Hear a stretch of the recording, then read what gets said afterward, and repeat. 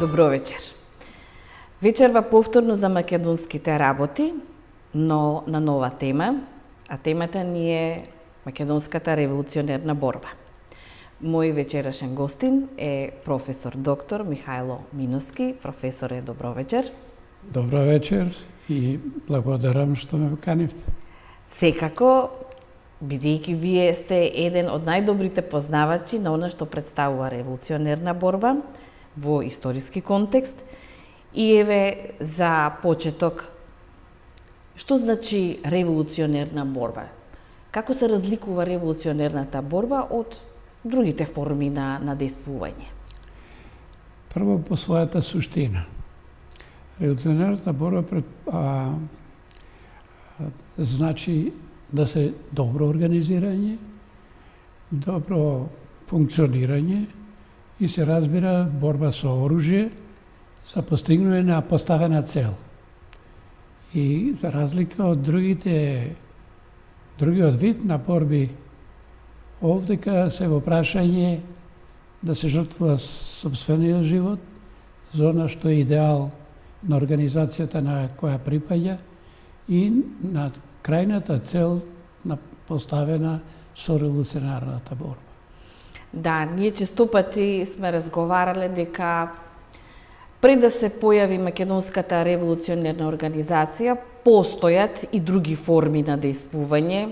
Често пати го спомнуваме македонското востание од 1878 година со своја многу силна македонска програма и акти донесени, така што појавата на македонската револуционерна организација во 1893 година има една своја логична последица или закономерност во претходниот период, но и во действувањето, па идеологијата на она што представува револуционерно действување.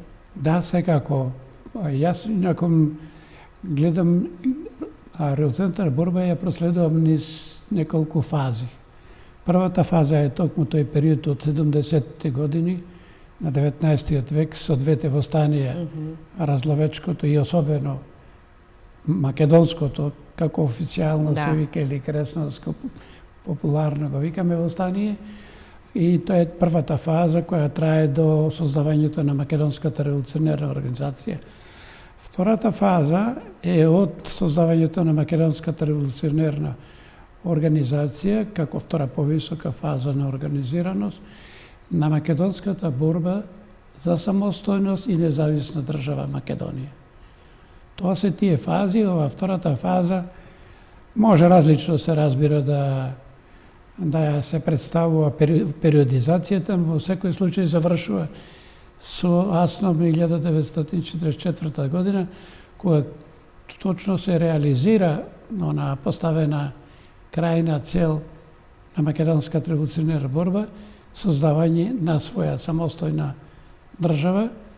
И након би тогаш, таа 44-та беше прогласена автономска македонска држава, која што уште додека Југославија не беше ослободена, таа беше конституирана, според тоа самостојна, за потоа со изразена желба стапи во Сојуз или во Федерацијата како самостојна и суверена држава со сите атрибути на сувереност.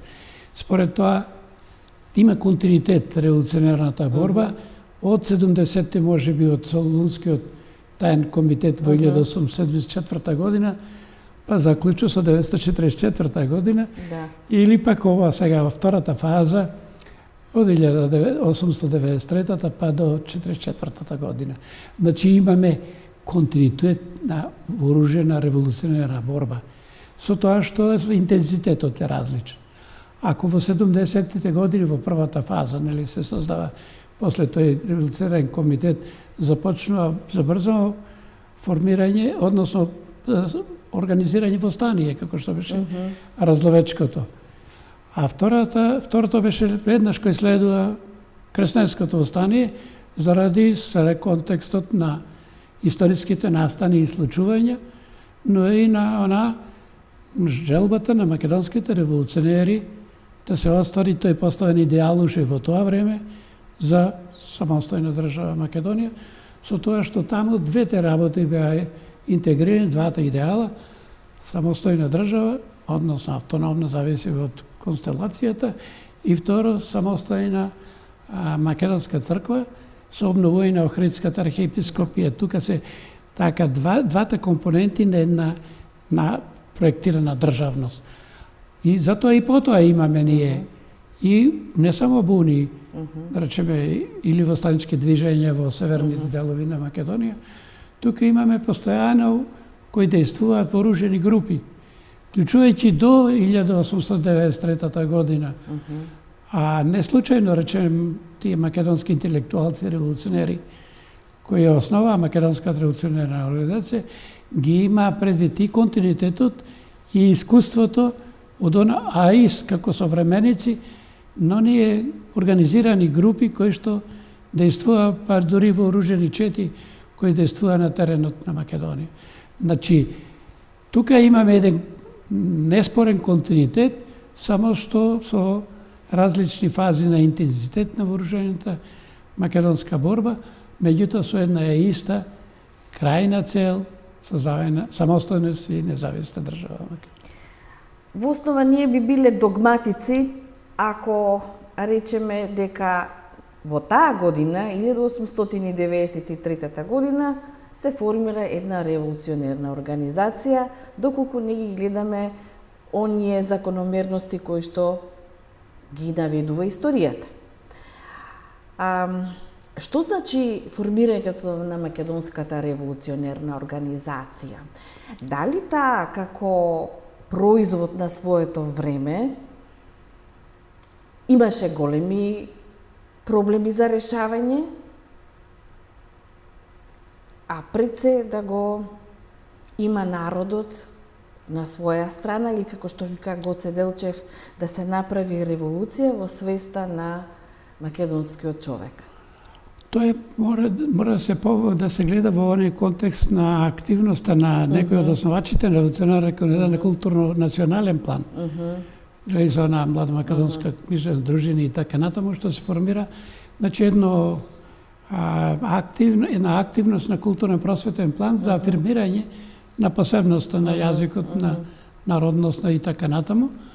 Од друга страна, свесни дека сето тоа зависи од тоа дали и кога и колку ќе се избори македонскиот народ за своја самостојност и државност, и од тие причини нивното, а имајќи во предвид и констелацијата натрешна во сположбата внатрешна во Македонија, во османлиската држава, а и меѓународната положба односно позицијата и позиционирање европските големи сили.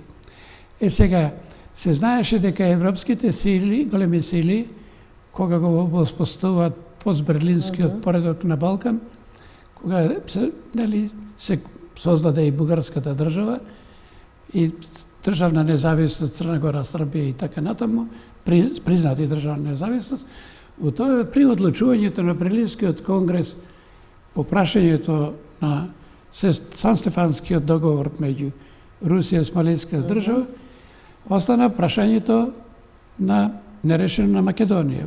Се создаде бугарска држава, но остана прашањето на Македонија и оние други делови кои што европските делови кои што владение на Османлиска држава. И она што е многу битно во контекст на ова прашање е што тогаш на Берлинскиот конгрес, заради интересите на западните, да речеме, европски големи сили, кои не може и не сака да дозволат руска доминација на Балканот, создавање голема бугарска држава, која би била некаква гувернија или исторена позиција руска на Балканскиот полуостров. Затоа тие едноставно го ревидираа Сан-Стефанскиот договор како непостоечки и одлучија за создавање бугарско кнежество така како што го создадо, а од друга страна предвидува со член 23 автономија на Македонија на преостанатите делови. И токму тоа, членот 23 беше врз основа на кој се определија тие каква стратегија ќе постават основачите на Македонската револуционерна организација. Бидејќи на оној основачки состанок тие договорија дека ќе создадат Македонска револуционерна организација, тајна Македонска револуционерна организација, која што ќе дејства на територијата на цела Македонија, ќе дојде конспиративно, се разбира, и дека ќе дејства самостојно и независно. Со тоа даваа порака на соседните држави кои имаат систематски аспирации према Македонија и пропагандно дејствување, кои што го делеа македонскиот народ, значи кажаа дека тие се определуваат за самостојна револуционерна борба без влијание на довршни фактори, се исклучување на влијанието. Друга работа, друг момент кој што битен беше тога е што тие сметаа дека Македонската револуционерна борба, кога таа ќе дојде во одредена фаза да постигне успех или тогаш да се обезбеди пред големите сили легитимитет на борбата. А тој легитимитет се заснуваше токму на овој член од Берлинскиот договор. Се тие се определија во онаа прва фаза за автономија на Македонија, односно создавање автономна македонска држава, а тоа го има во предвид она историско искуство на соседните балкански држави. Да. И Србија и Бугарија сите помина преку автономија до самостојна и независна држава. Впрочем, кога е создадена Македонската револуционерна организација, бугарската држава, иако само номинално, ама е под сизеренство до 908 година. Да, 908 година. Значи, колку мудро и, да речеме, стратешки добро ги поставиле работите. Прво, да, и еден друг момент е, големите европски сили, другите Соединените американски држави не се присутни во тоа време на Балканот, тие има нагласени своји воени, економски и стратегиски интереси на Балканот, и тие има соседните држави повеќе или помалку под едно покровителство и Бугарија, и Грција, и Србија, особено Грција, кој практично тие создадоа, нели така, како држава. И затоа тие беа против Македонска револуционерна борба и против создавање на нова држава. Беа против Македонска револуционерна борба заради тоа што во тој контекст, како што се друга интересите и на балканските соседни држави, и на големите сили врзани со нив, тога им ќе дојдеше до голем конфликт на Балканот, за кој што тие не беа подготвени. И им требаше една фаза да помине, како што помина таа фаза од овој период 1897 година Русија и Австро-Унгарија подпишаа договор за сфери поделба на Балканот, сфери влијание, ама за Македонија не се предвидуваше друга солуција.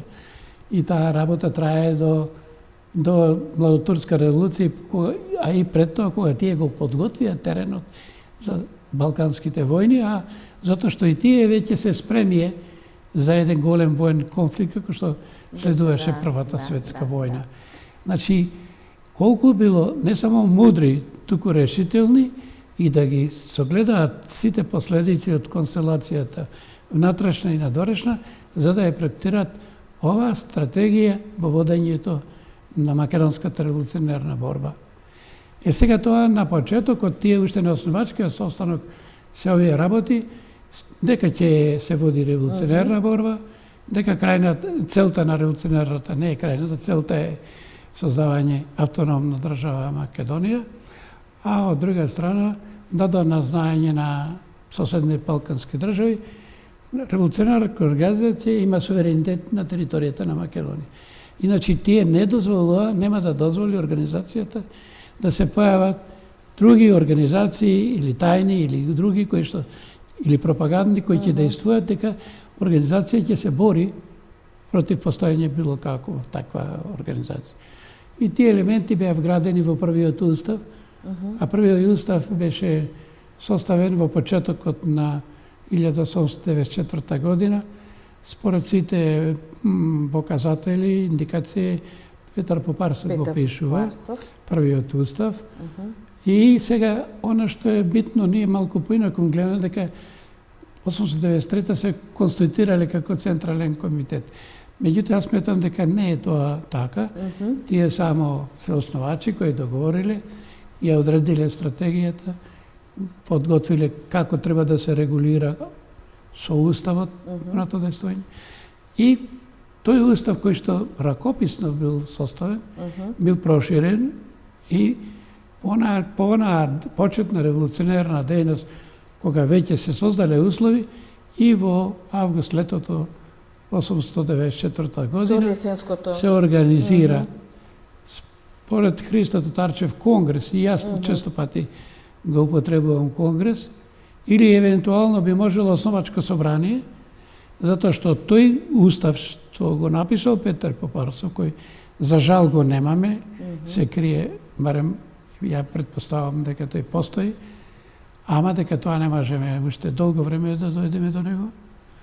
И на тоа собрание кое се одржува летото, нели на осветување на црквата, заради конспиративноста, да може да биде заштитени представниците на организацијата, тука се усвојува тој устав, се конституира се избира, односно се конституира тога според уставот Централниот комитет, и организационата територија или Македонија е поделена на револуционерни окрузи, за може ефективно да се одвива дејноста на создавање структури организацијата на целата територија на Македонија.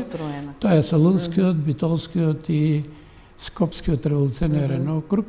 Тоа е по примерот како што беа Солунски вилајет, Битолски вилајет и така натаму. Значи, не случајно тоа го права така, затоа што нивната целта беше организацијата да прерасне во една структура која што ќе воспостави власт над македонското население, над македонскиот народ, и која што ќе дејства паралелно како што делуваат органите, само со една конспиративност, значи по примерот на една држава во рамките на тајна држава во рамките на државата. Зошто тоа го прават? Прво, се мобилизира македонскиот народ. Затоа беа веќе сите инструменти воспоставени покрај веднаш по усвојењето на уставот и се формираа окружните комитети на трите окружните комитети така на трите окрузи, револуционерни окрузи, а потоа веднаш се пристапи кон Олиски и реонски и месни, месни селски. Она што прво што го особено засилена беше дејноста на организацијата од есента 94 година, кога влегува во организацијата Гоце Делчев, Ѓорче Петров, како викаме ние апостолите на македонската револуција. Да, тоа сакав да споменам. Дури постои во историографијата дека оние 6 емина се повеќе иницијатори од што основоположници.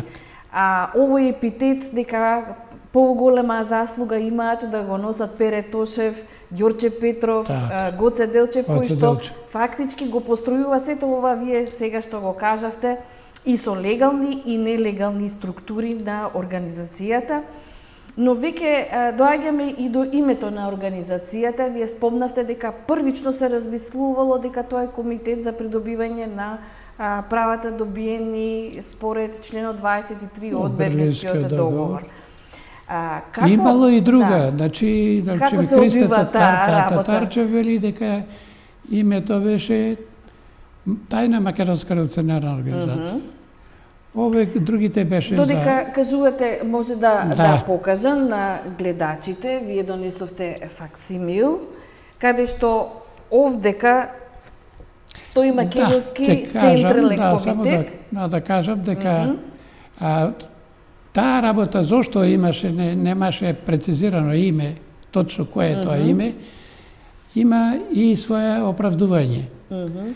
А тоа основоположениците, како велиме ние, во своите спомени кои се пишувани од други многу подоцна, прилагодени нели на новата во времето кога тие ги кажуваат своите спомени, и затоа дојде до тоа недоразбирање што е и нејаснотија. Какво име, зошто име и така натаму.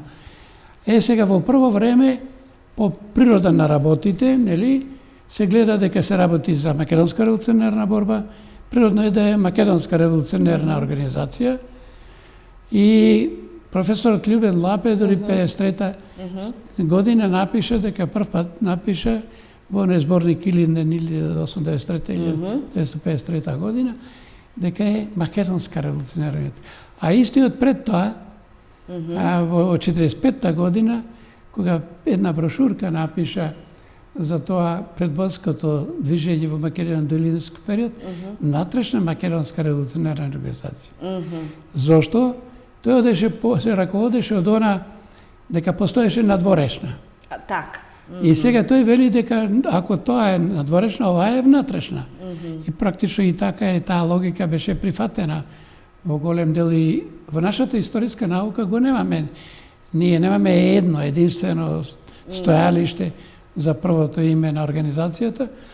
После ова практично повеќе се применуваше внатрешна македонска револуција. Овдека во ова статија што ја донесовте е разработката точно за името на организацијата. Така е представено и како нашата историографија точно се однесуваше тој период и го применуваше. Кое име го применуваше? И тоа зошто кај нас дојде така да имаме различни гледања и различно пристап во пишувањето или во толкувањето на името. Се тоа беше поради прво две причини. А силното инволвирање и на бугарската наука и бугарската политика. А македонската организација која се формира беше тајна. Но не е тајна за бугарската држава и за бугарските служби. Зошто? Затоа што многу наши интелектуалци, современици, се застана на другата страна да служат на бугарските државни интереси и стана на високи позиции политичари во политички добро партии. се плаќала таа дејност. Така, и во други работи. И заради тоа, тие знаеа главно што се случува во Македонија и како функционира револуционерна организација, меѓутоа тоа им одговараше на некој начин и на државата и на другите. А затоа па бугарската држава побрза да формира паралелна организација, македонско-одрински друштва, кои што со врховен комитет, после таа стана врховен. Тоа е легална организација во со книжевството. уставот и тоа политички дејства, таа Така. политички фактор во бугарската држава. Дури тие учествуваа на избори. Да, се определуваат како се ќе ги поддржат определува и партиите, така натаму. да. Сега, од тие причини, значи, натрешната организација се определи на Конгресот во Солун 1896 година да парира на таа надворешна организација, оти најголема закана покрај се разбира пропагандите од државите, беше таа организација, како ние популарно велиме, врховистичка. Точно тоа.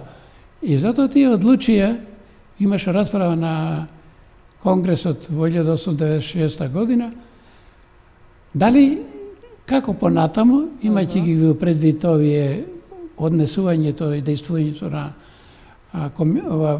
организацијата, легалната организација во Бугарија, и тие се одлучија да го вклучат, да се вклучи Одринско во револуционерната организација, се обезбедува просторно поврзување дури со Цариград, каде што ќе се дисперзират и службите османлински, исто така и да речеме она што значи комуникацијско поврзување со тоа православно население, како две области, како две територии. И кога во Уставот се внесува Одринско, се вели за автономија на Македонија и Одринско. Да. Меѓутоа, суштината на дејствувањето на организацијата е концентрирано исклучиво на Македонија. Тоа е маргинализирано. И затоа е со право се вели Македонска револуционерна организација и Македонска револуционерна борба на целата територија на Македонија се формира. Кога стануваат МОРО? Сега по однос на името што се до некаде 95-та и 6-та година ние немаме валиден документ освен спомените на македонските револуционери, па и на основачи, и на учесници, војводи и така натаму. Имаме и она што го тврдеше бугарската наука И таа бугарската наука објави некаде без дата на објавување, објавени се 2 документа. Устав и правилник на македонско-бугарските револуционерни комитети. Тие брошурки му послужија на Иван Катарджиев како историчар, наречеме заради да се придържа по научна објективност да се представи, и тој ги представи дека се тие објавени 94 година, нема датум, тие практично се од некое поранешно време, и врз основа на тоа објави и тално тврдеше дека првото име е Македонско Одрински револуционерни комитети. И дека се смени името на Солунскиот конгрес со внесувањето на Одринско, односно како внатрешна Македонско-Одринска. А внатрешна и со право го внесла затоа што она функционираше веќе 95-та е комитетот Македонскиот комитет. И затоа таа е внатрешна да се дистанцира од таму.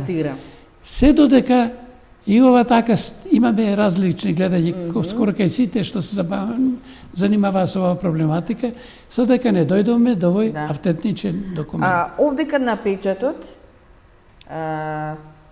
тој е од пред овај конгрес, Солунскиот конгрес 86. Значи тој е пред 1896 година. Да, пред она внатрешна Македонско-Одринска. Така. Со тоа што е легално име. А на Рилскиот конгрес од 905-та станува внатрешна Македонско-Одринска револуционерна организација.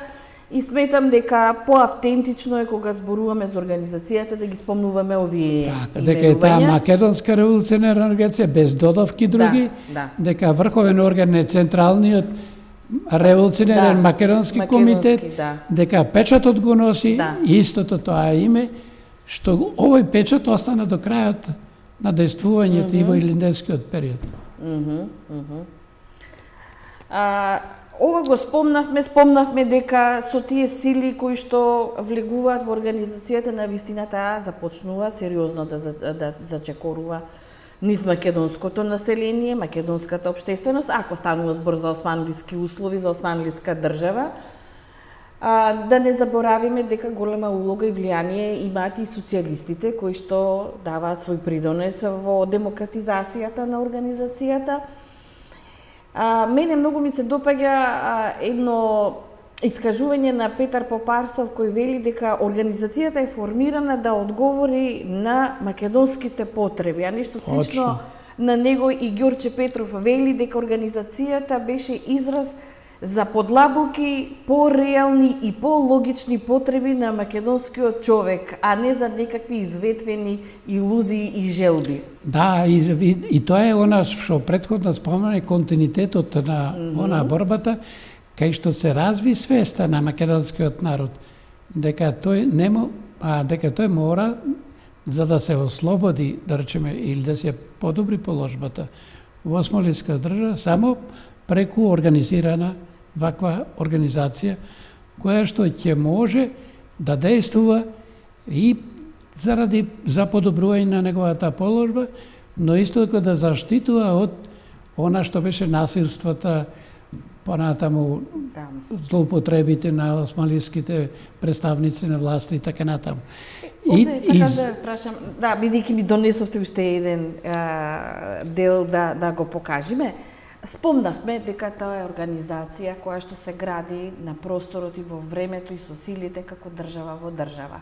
Од судска, од воена, од образовна, од со јасно дефинирана стратегија за водењето оружената борба. Значи сега да го фатиме прашањето за државноста. Како ја сваќаат? Точно тоа. Видите што се случи. Значи одма уште во времето на основачкиот состанок се разговара за стратегијата, како треба да се води борбата. И се доаѓа, мислам тоа е на Даме Груев, стратегија која види оружена борба, оружена дејност, дејствување, да се организира македонскиот народ, да се подготви за оружена борба со едно сенародно востание за ослободување. Значи оружена борба или како најчесто се вели револуција, Тоа е стратегијата на Адаме Груев и по таа стратегија е влезена и во уставот на организацијата. Меѓутоа, со влегувањето на Гоце Делчев, без да се менува нешто во уставот, Гоце Делчев веќе застапува и спроведува една малку подруга стратегија. Тоа е стратегија на долготрајна оружена борба, зошто е права и за кога народот дефинитивно, кога ќе биде подготвен, кога Османлиска држава ќе биде на работно распаѓање, тогаш една револуција да се избори самостојна и независна држава. Меѓутоа, бидејќи Кито и со воено образование во крајна линија, добар интелектуалец кој познаваше многу работи, знаеше состојбите, печатот бугарски, меѓународните односи, регионалните односи и така натаму, тој сметаше, ценејќи ја состојбата, неколку фактори. Европските големи сили беа сите против револуционерна борба во Македонија. Балкански држави беа сите агресивно со своите пропаганди да спречат успех на една евентуална борба, за да се подготви поделбата на Македонија. Во таа ситуација, ако Македонија е во онаа положба каква што е во рамките на една империја, се уште јако во тоа време слаба, а меѓутоа со огромна империја, кога имаше воени сили повеќе од колку што имаше население, да речеме, на целиот простор, значи, илузорно беше да се верува дека со краткотрајно подготвено вооружено восстание ќе може да се победи Турција и да се постигне целта за автономна македонска држава. А ова беше поставено како автономна држава и заради тоа што смета ако кога ќе дојде едно такво восстание да се предизвика европските големи сили да интервенира со онаа илузија дека тие ќе интервенираат за да се реши македонското прашање. Меѓутоа, ќе видиме, ние тоа го направија не за реши, туку да се спречи решавањето на македонското прашање. Тоа беше едниот момент. Другиот е да се носи со силите на османлиската, властите, воените сили, на армијата редовна, што е нередовна, па Шиболзуко, кој што уште многу повеќе беше, со една моќна дипломатска служба, со моќна разузнавачки служби и да очекуваш да се справиш со Турција при таква положба, каква што бе однесот на големите сили да ја одржуваат тие неа таква каква што е, тогаш единствено вистинско решение кое што може да биде продуктивно, кое што може да се постигне крајна цел беше долгорочна борба, низ таа борба, како што велеше Гоце, да му се вгради свест на македонецот, на обичниот македонец, дека тој може со сопствени сили да се бори и избори за своето ослободување и државност. Впрочем, еве да се навратиме уште 897 година, почетокот, Петар Попарсов, кој го пишуваше уставот на Македонија. Да, ви кажавте, има еден интересен дел. Тука прв пат се спомнува, а не во актите, дека борбата ќе се води за македонска држава. Така е, така е. Ете, тука... Јас ќе го прочитам, само да кажам на гледачите. Тоа го има еден документ, едно писмо негово, бидејќи во организацијата и меѓу раководните личности имаше некојаш и малку дилеми, двоумења. Дали ќе можеме ние да ја постигнеме оваа цел самостојно? Значи се работи за македонската државност во официјалните акти и погледите и ставовите на видни личности на ВМРО пред и непосредно по Илинденското восстание. Така е, меѓу тоа е сега делот на Петар Попарсов. Радикално подруго гледање по прашањето за карактерот на македонската државност, но и по однос на тоа на кој начин и во кој временски период таа ќе може да се постигне, имаше Петар Попарсов, еден од основоположниците на внатрешната македонска револуционерна организација и составувач на проектот на првиот устав на организацијата. Во едно свое шифрирано писмо од 21 март 1897 година, отворено, сосема категорично се искажа за потполна, строго почитувана самостојност во действувањето на револуционерната организација за самостојно национално-ослободителна борба на македонскиот народ и за создавање независна македонска држава. Остро го судуваше секое подруго гледиште по прашањето кој треба да ја пролева својата крв и да ги положи своите коски в земја во нашето ослободување. Некои мислат, други, а не ние, синовите на поробена Македонија, и дека треба да ја изградиме идната македонска држава не на нашите коски, туку на коските на синовите на една туѓа држава.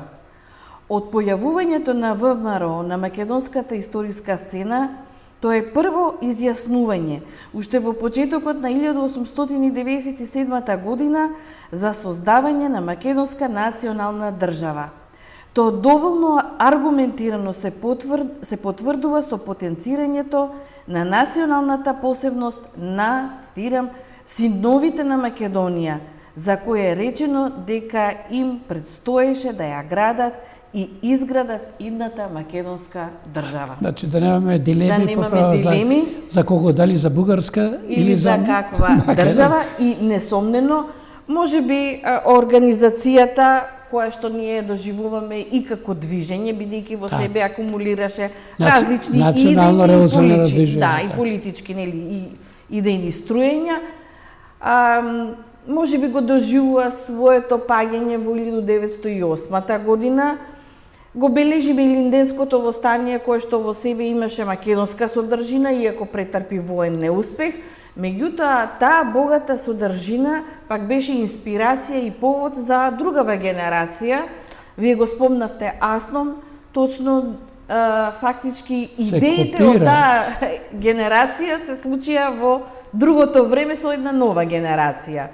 Што значи револуционерната борба тече. Така, тече. И она што е битно името, има континуитет од македонското кресновско востание, еве преку револуционерна организација, до Асном, и во таа смисла.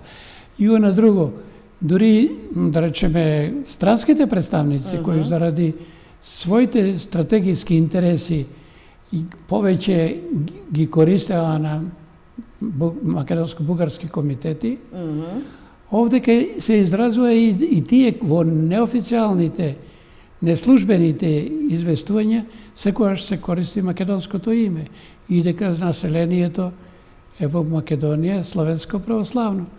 Дека во Крушево беше создадена привремена влада македонската, значи тоа и во западниот печат тоа се пишуваше. Значи тука немаме ништо спорно.